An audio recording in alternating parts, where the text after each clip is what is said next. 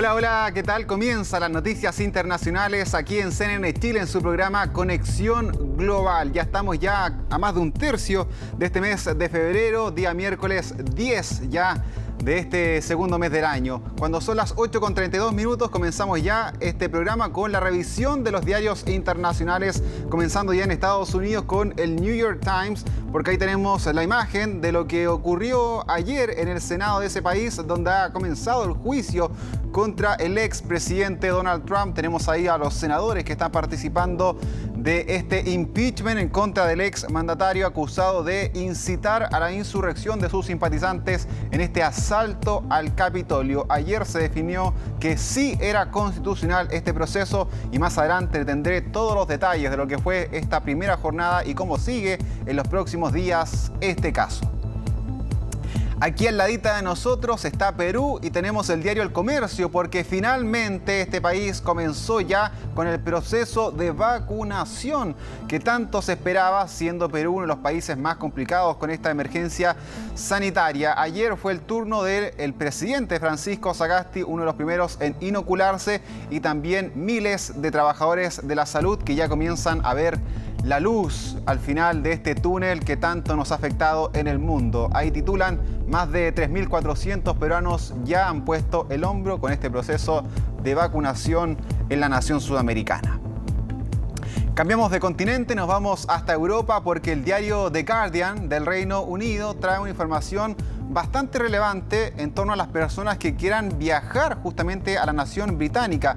Y es que dicen que las personas que rompan las reglas, el cumplimiento de las reglas del COVID, que viajen a ese lugar, podrían enfrentar una pena de hasta 10 años de cárcel, una situación considerable a tener justamente en consideración a las personas que quieran viajar. De hecho, ahora se está implementando ahí en el Reino Unido, es una disposición nueva que va a implementarse los próximos días, de que las personas van a tener que realizarse 2 exámenes PCR en el Reino Unido para las personas que desean viajar o llegar a la nación británica. Así que a tener en consideración, sobre todo porque este país ha sido el más afectado de Europa, con más de 110.000 muertos en medio de esta pandemia.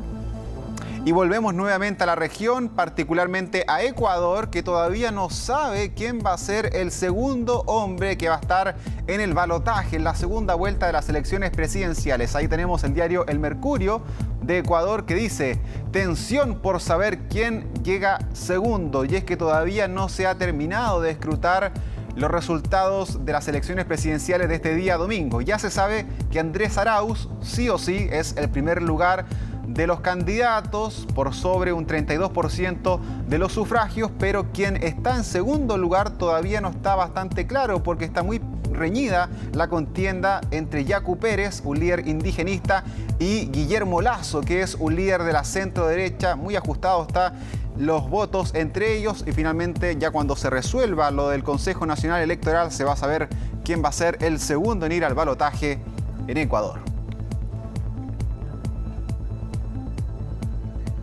Y comenzamos ya con la revisión de las noticias aquí en Conexión Global. Y ayer en la noche supimos de que nuestro país ya ha superado el 1.000.000 de personas vacunadas en medio de esta pandemia.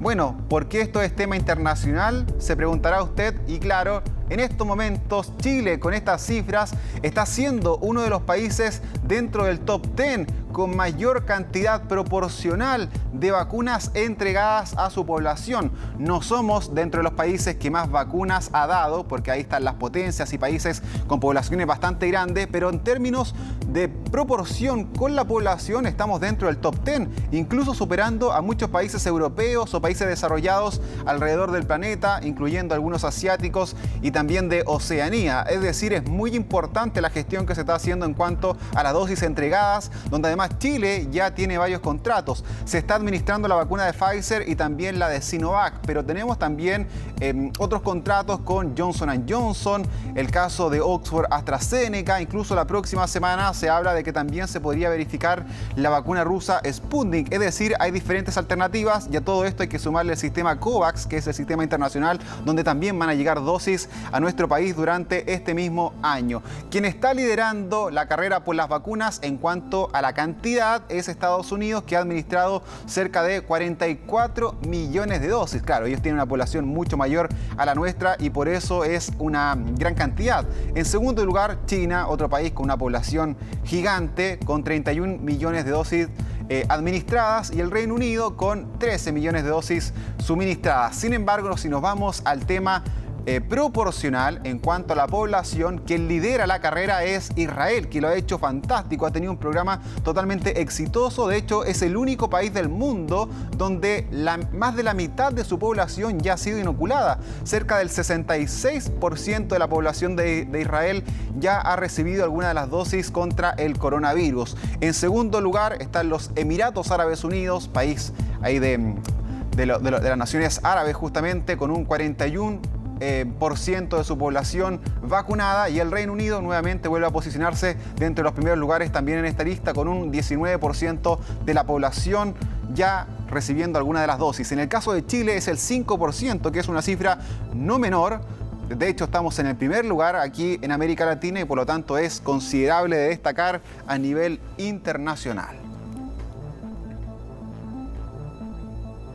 Y como extremadamente improbable, así la OMS calificó las teorías de que el coronavirus se filtró desde un laboratorio en China. Esta es una de las conclusiones a las que llegó el equipo de expertos tras visitar Wuhan. También sugirieron que el virus no se originó en el conocido mercado de esa ciudad de la que tanto se ha hablado.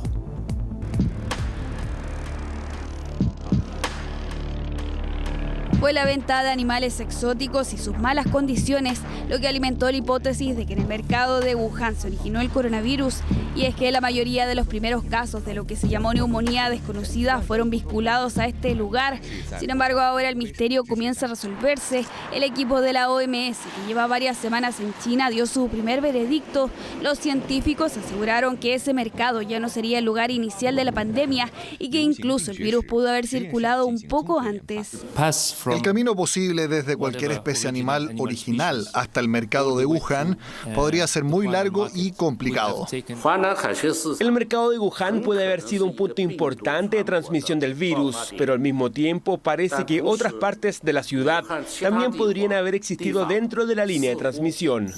En su momento, el laboratorio de virología también fue apuntado como posible responsable de la pandemia. Incluso el expresidente Donald Trump se encargó de difundir esta teoría sin pruebas. ¿Está insinuando que intencionalmente dejaron que se propagara? Lo pudieron haber hecho. Pasó una de dos cosas. O no lo hicieron y ya sabes, no pudieron hacerlo desde este punto de competencia, o dejaron que se propagara. Sin embargo, tras recorrer el laboratorio y entrevistar al personal, los científicos de la Organización Mundial de la Salud aseguraron que es extremadamente improbable que el virus haya filtrado desde este edificio.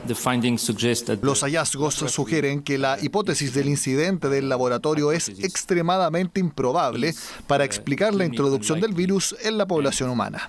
Para los expertos de la OMS, lo más probable es que el contagio a los humanos fue a través de un animal, probablemente un murciélago, hacia una tercera especie no identificada que podría ser un felino, aunque tampoco han descartado que los productos congelados importados propagaran el brote, una hipótesis que China ha defendido en los últimos meses.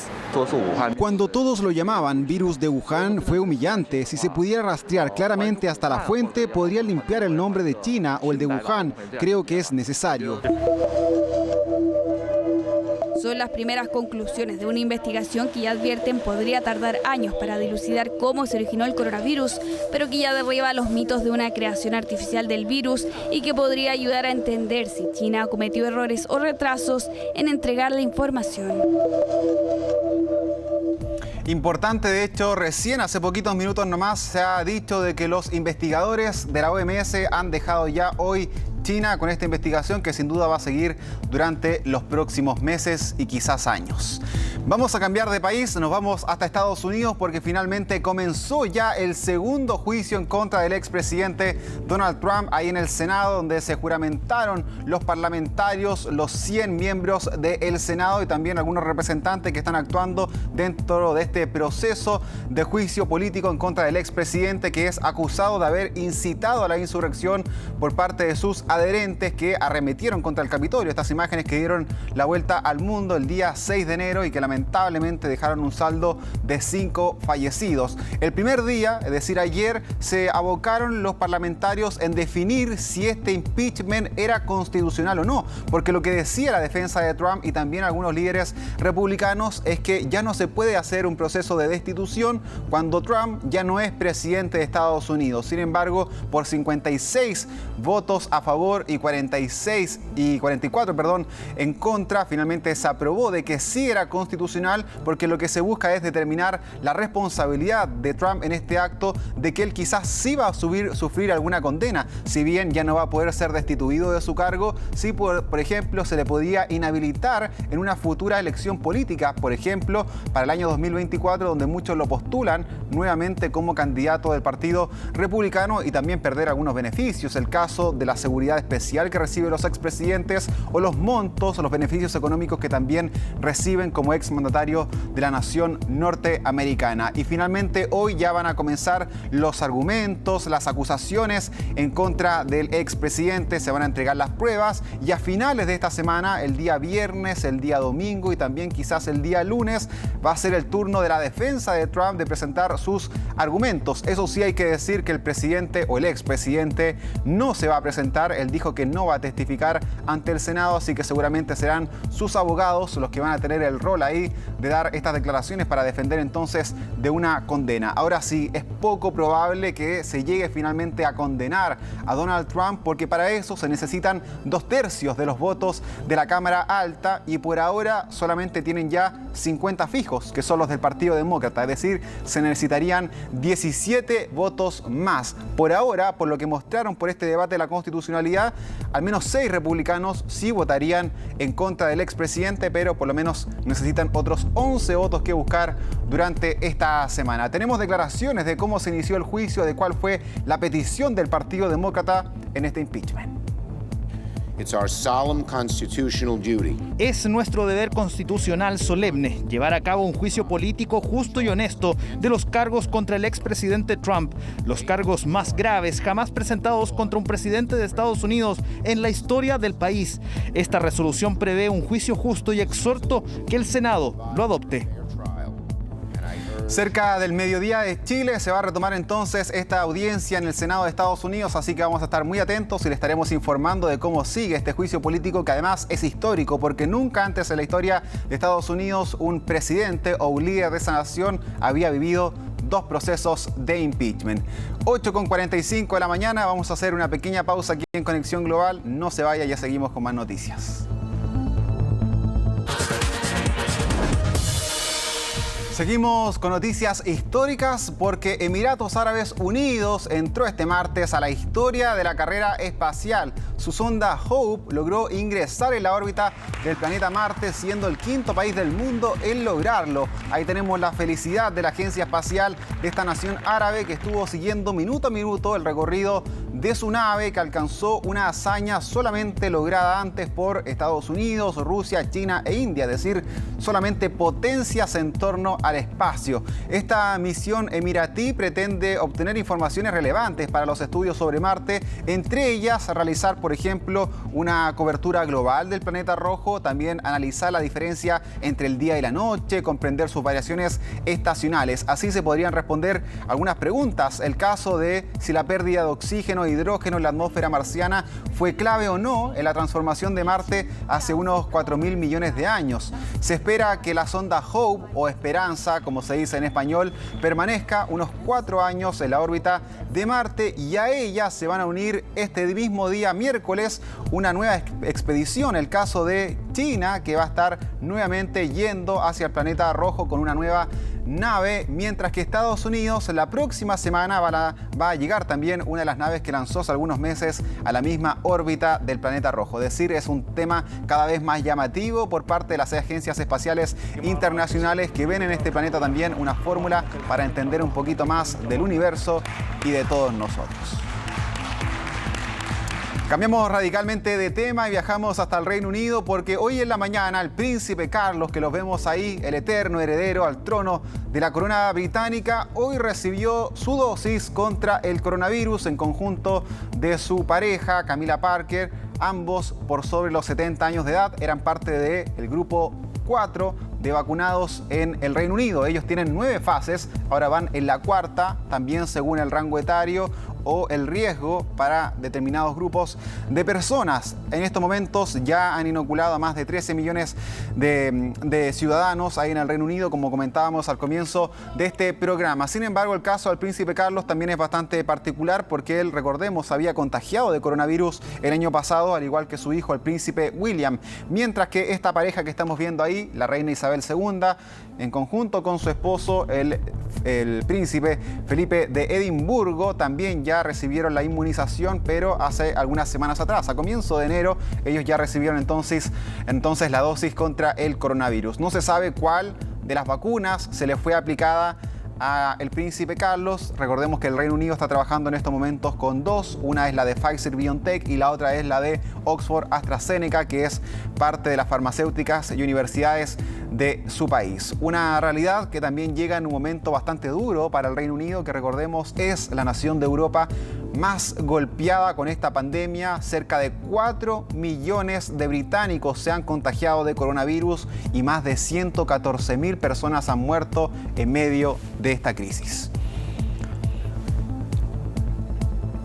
Y relacionado a este tema viene la siguiente noticia, porque la riqueza de la reina Isabel II siempre ha sido un misterio y ahora medios británicos se la ubican en el puesto 372 en la lista de las personas más ricas del mundo, con una fortuna aproximada de 500 millones de dólares. Pero eso es solo parte de la especulación, ya que según una investigación del diario The Guardian, la monarca habría presionado al gobierno en los años 70 para que sus inversiones nunca se hicieran públicas. Si enterarse de lo que ocurre detrás de las paredes del Palacio de Buckingham ya es complejo, meterse en las finanzas de la realeza británica ha sido durante las últimas 4 décadas un imposible. La razón: el diario The Guardian hizo una investigación y fundamentalmente encontró que hace casi 50 años, hace 47 años atrás, habría habido una especie de lobby, ¿no?, de parte de la Casa Real con el fin de que no se le aplicaran ciertas normas relativas a la ley de transparencia. The crown must win. Must always win. La corona por sobre todo, como lo menciona la reconocida serie The Crown. Así habría actuado la reina Isabel II, siempre neutral en la arena política, para presionar al gobierno británico de turno en los años 70 con el fin de ocultar sus riquezas privadas al público. Todo esto supuestamente a través del denominado consentimiento de la reina. El gobierno, el primer ministro y la administración, le piden al monarca que analice la pieza de legislación. Estas acciones es difícil también estimar si son constitutivas de delito, fundamentalmente porque aquí lo que se hizo fue fundamentalmente lobby, y un lobby al interior del mismo gobierno. Investigación del periódico The Guardian, que se basa en documentos hallados en los archivos nacionales y que detallarían cómo el abogado de la monarca influyó directamente en el proyecto de ley que evitó la publicación de sus inversiones. Desde Buckingham calificaron la información como simplemente incorrecta, una noticia que llega en uno de los momentos más complejos para la monarquía británica.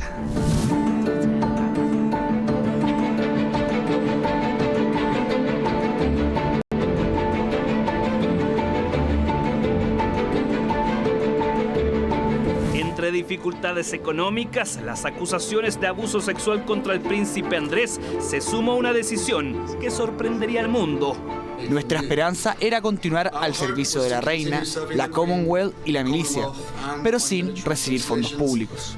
Desafortunadamente, eso no es posible. Esa fue la despedida de los duques de Sussex a precisamente este tipo de privilegios, una desvinculación que aún tiene secuelas al interior de la familia real más famosa del mundo. Bien, y vamos a finalizar con algo bastante chistoso y cómico que pasó en una audiencia judicial en Estados Unidos y que ha dado la vuelta al mundo a través de las redes sociales. Estaban justamente viendo la vista judicial ahí en Texas cuando de repente el que tenía que hablar era el fiscal a cargo de esta causa, que lo vemos ahí en forma de gato. Claro, tenía un filtro su computador y por lo tanto estaba hablando, hacía gestos, pero era representado por este gato que vemos ahí. El fiscal se llama Rod Ponton, que vivió esta situación bastante cómica que ha causado ahí gracia a nivel internacional, muy comentado en redes sociales. Todo ocurrió, según explica este abogado, porque él utilizó la computadora de una de sus asistentes, que en la videoconferencia Zoom tenía puesto este filtro y no sabía cómo sacarlo, por eso estuvieron ahí discutiendo con el juez un rato, donde el juez finalmente termina riéndose y diciéndole al abogado de que estaba utilizando este filtro. Él se da cuenta, le dice: señor juez, no soy un gato, soy una persona al que está detrás, no lo estoy molestando. Finalmente todo esto terminó ahí con ambas personas declarando y diciendo que todo esto había sido una cosa cómica y que hay que estar muy atentos en este tipo de videoconferencias para que no vuelvan a pasar chascarros como este. Con estas imágenes ya despedimos esta edición de Conexión Global y ya está listo Eduardo Castillo, que sigue con Noticias Express aquí por CNN Chile. Nos reencontramos más tarde. Que estén muy bien. Chao.